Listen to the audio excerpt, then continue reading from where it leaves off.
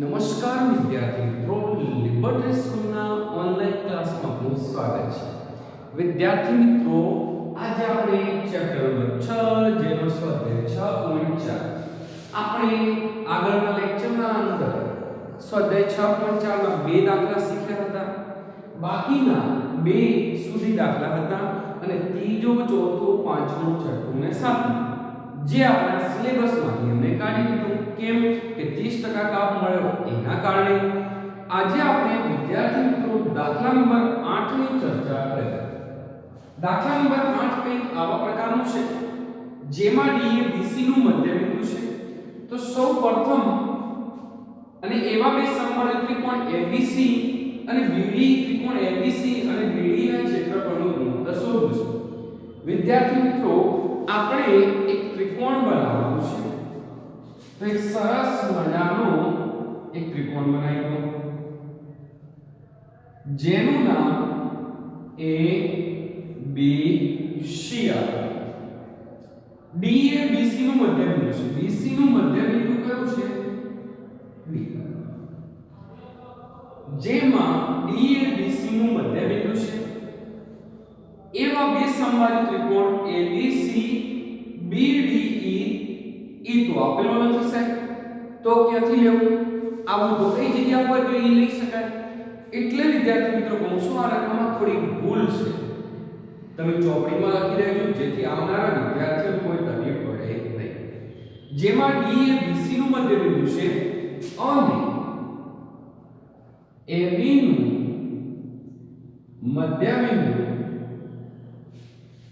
મધ્યબિંદુ E છે. તો આપણે AB નું મધ્યબિંદુ E લઈ લઈએ જેમાં D એ BC નું મધ્યબિંદુ છે અને AB નું મધ્યબિંદુ E છે. એવા બે સમબાજુ ત્રિકોણ સમબાજુ એટલે શું?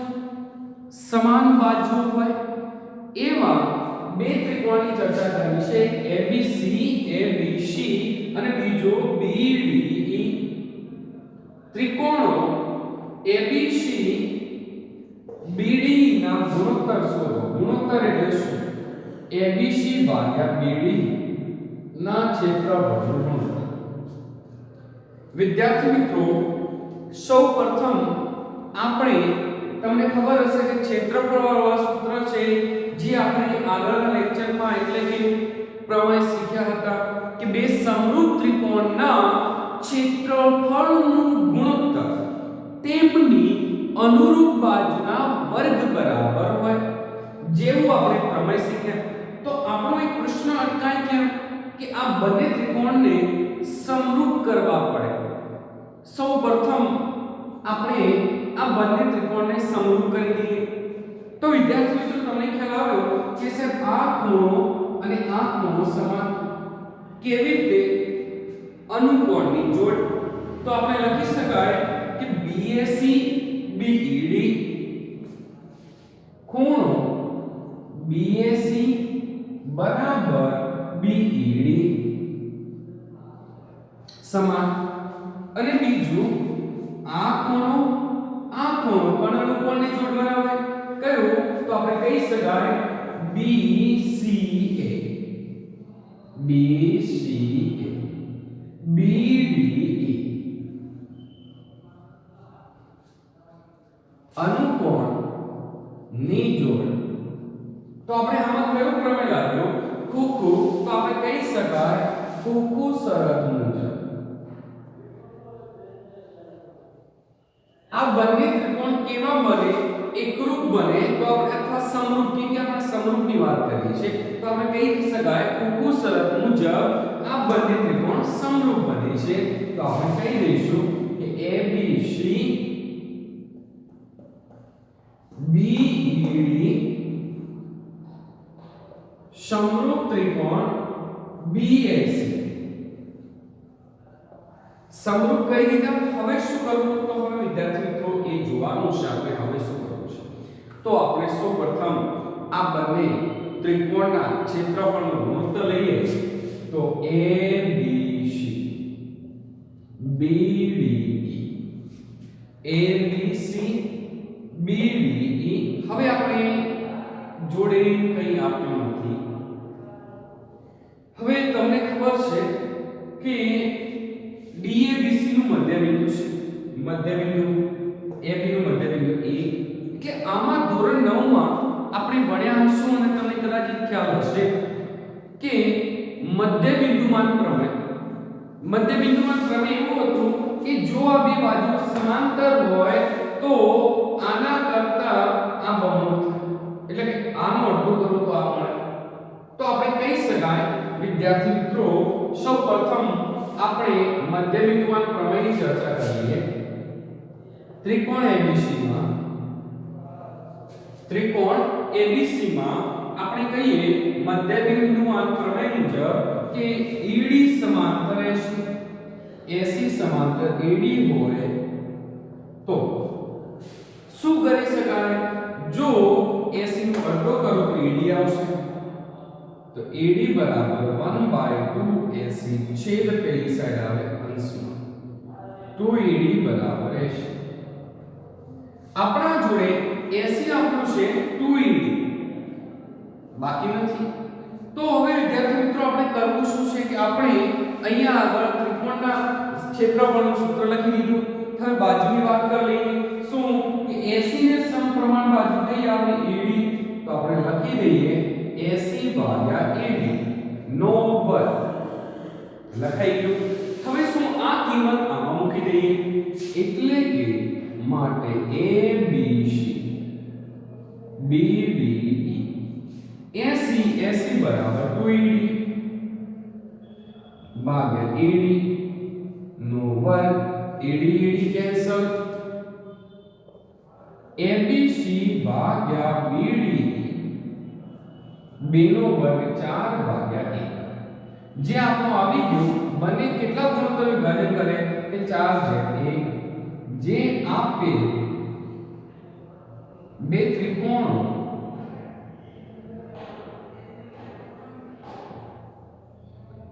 ચાર જેમ એક ગુણોત્તરમાં વિભાજન કરે. રાઈટ વિદ્યાર્થી મિત્રો, સરસ મજાનું આ દાખલો આપણે અહીંયા પૂરું કરીએ અને એક આવા જ નવા દાખલા તરફ જઈશું.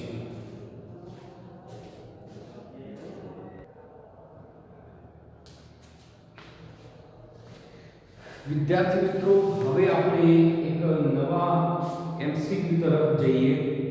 જે MCQ કંઈક આ મુજબ છે: બે સમરૂપ ત્રિકોણની બાજુઓના ગુણોત્તર 4/9 છે. બે સમરૂપ ત્રિકોણો છે જેમની બાજુનો ગુણોત્તર આપ્યો છે 4/9. એમના ત્રિકોણોના ક્ષેત્રફળનો ગુણોત્તર શોધો.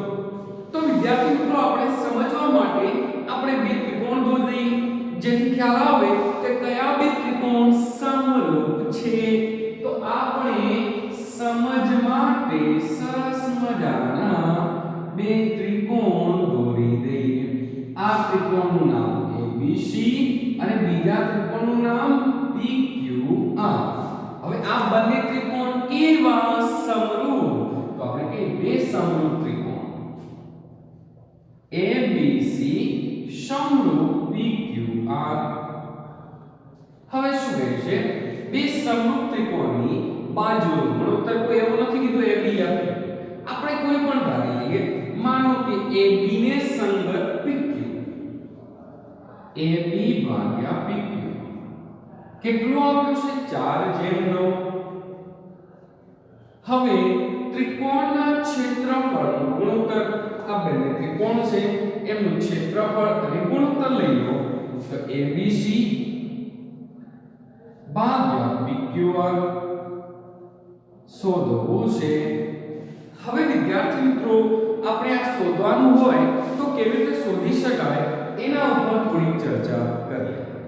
તમને બે ત્રિકોણ દેખાય ને ક્ષેત્રફળ આવે એટલે આપણા મગજમાં લાઈટ થઈ જાય કે સાહેબ આ તો હમણાં જ પ્રમેય ભણ્યા, એ પ્રમેય મુજબનો દાખલો હોઈ શકે. હા, શું હતું કે બે સમરૂપ ત્રિકોણનું ક્ષેત્રફળનું ગુણોત્તર તેમની અનુરૂપ બાજુના વર્ગ બરાબર હોય. રાઈટ? તો વિદ્યાર્થી મિત્રો, સૌપ્રથમ આપણે બંને ત્રિકોણ સમરૂપ જ કહી દીધા છે, જેથી કોઈ કરવાનો તો પ્રશ્ન જ નથી. હવે ક્ષેત્રફળની વાત કરી લઈએ.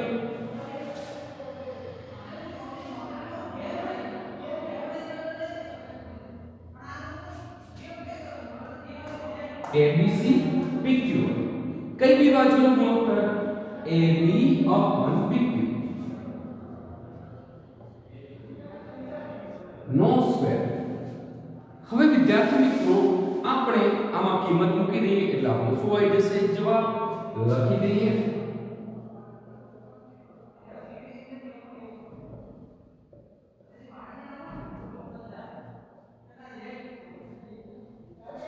ચારનો વર્ગ 16, 9નો વર્ગ 81. તો આપણે લખી શકાય કે કયા ગુણોત્તરમાં વિભાજન કરે છે કે 16/81. તો લખીએ આપેલ બે ત્રિકોણમાં ક્ષેત્રફળ નો ગુણોત્તર 16/81 માં વિભાજન કરે છે. રાઈટ. તો વિદ્યાર્થી મિત્રો સરસ મજાનું આ MCQ આપણે અહીંયા પૂરું કરીશું.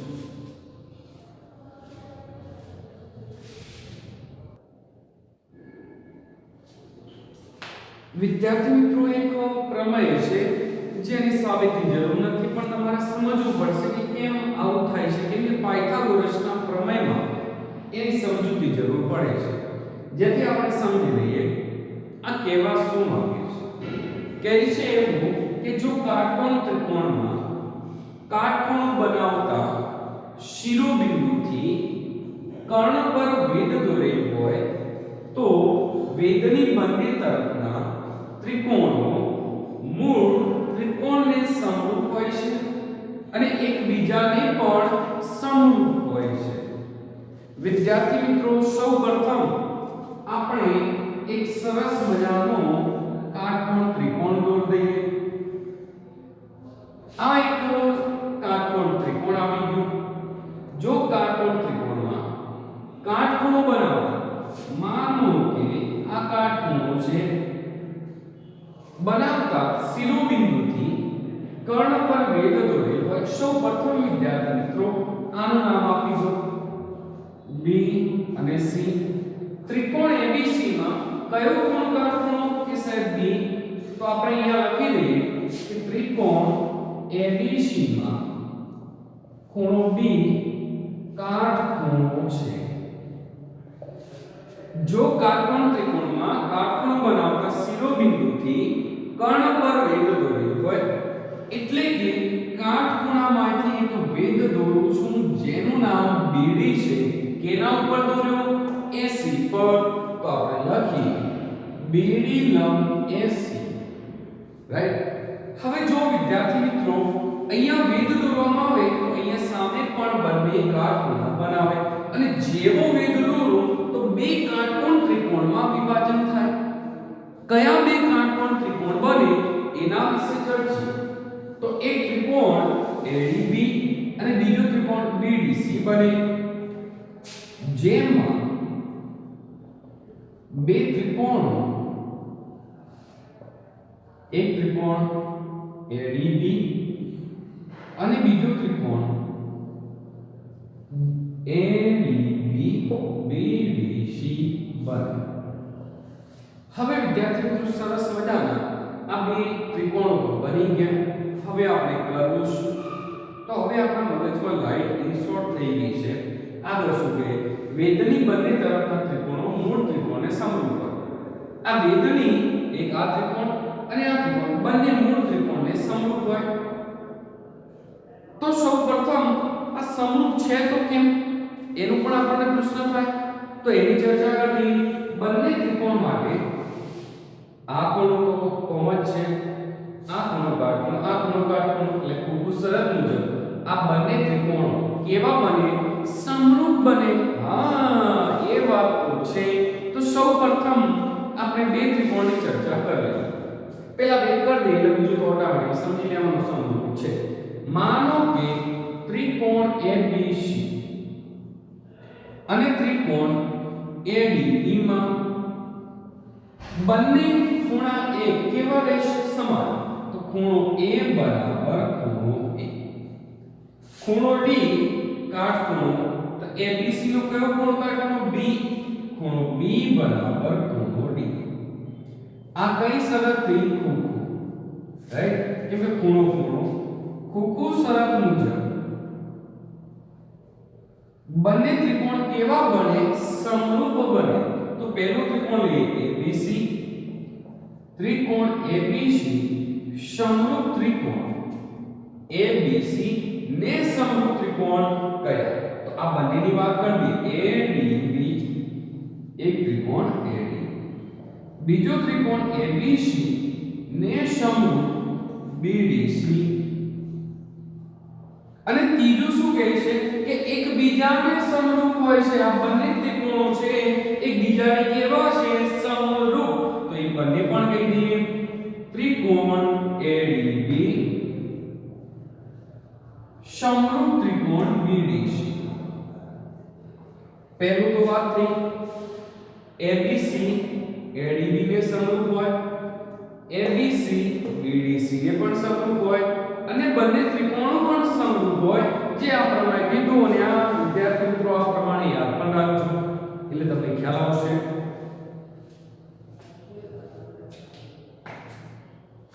હવે વિદ્યાર્થી મિત્રો આ ત્રિકોણની ચર્ચા કરી. આમાં આપણને ત્રણ સૂત્ર ભણવાના છે જે આપણે વ્યવસ્થિત સારી રીતે સમજીએ. સૌપ્રથમ પહેલું સૂત્ર, જ્યારે તમે વેધ દોરો છો તો ઉપરનો ટુકડો અલગ થાય છે, નીચેનો ટુકડો અલગ થાય છે, બે ગુણાકારમાં હોય છે.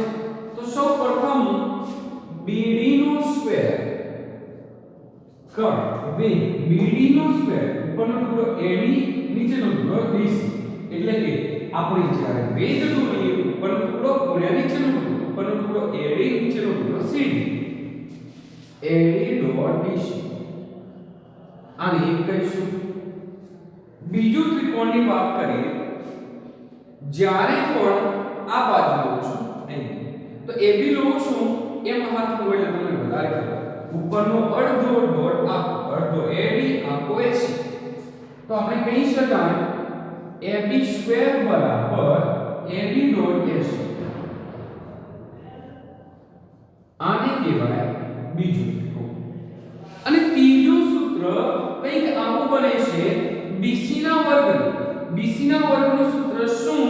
તો નીચેથી અડધો ડોટ આખો CD.AC. BC સ્ક્વેર બરાબર CD.AC. આ થયું સમીકરણ 3. વિદ્યાર્થી મિત્રો આ ત્રણ સૂત્ર છે જે તમે દાખલામાં પૂછી શકશે તમને.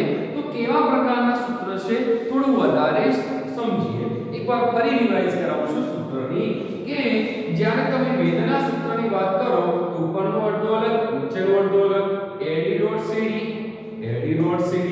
હવે AB સ્ક્વેર ની વાત કરો, ઉપરથી અડધો ડોટ આખો એટલે AD.AC, AD.AC. આના પછી BC સ્ક્વેર ની વાત કરો, CD.AC. આ થયા ત્રણ સૂત્ર. અને તમે ધોરણ 9 માં પાયથાગોરસનો પ્રમેય શીખ્યા હશો. આ વખતે આપણે સાબિતી સમજવાની છે એ વ્યવસ્થિત સમજીશું. વિદ્યાર્થી મિત્રો હવે પાયથાગોરસની સાબિતી આપણે આવતા લેક્ચરમાં શીખી.